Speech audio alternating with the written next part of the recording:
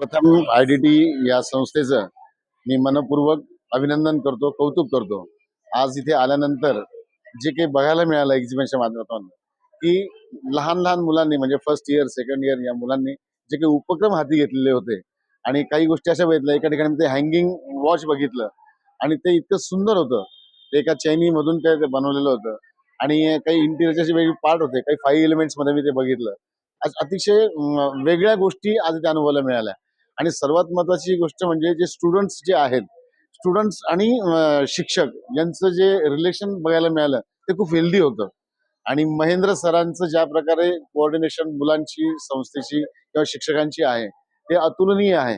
कारण की एखादी संस्था त्याच वेळेस ग्रो होते ज्यावेळेस तिथला प्रामुख्याने जो प्रमुख असतो, ज्यावेळेस तो अतिशय वेल इक्विप्ड असतो, त्यावेळेस ती संस्था ग्रो व्हायला वेळ लागत नाही. म्हणून साधारणतः 17-18 मुलांनी सुरू केलेली ही संस्था आज 800 स्टुडंट पर्यंत गेलेली आहे. अशा या संस्थेला मी एकदा परत मनपूर्वक शुभेच्छा देतो आणि थांबतो.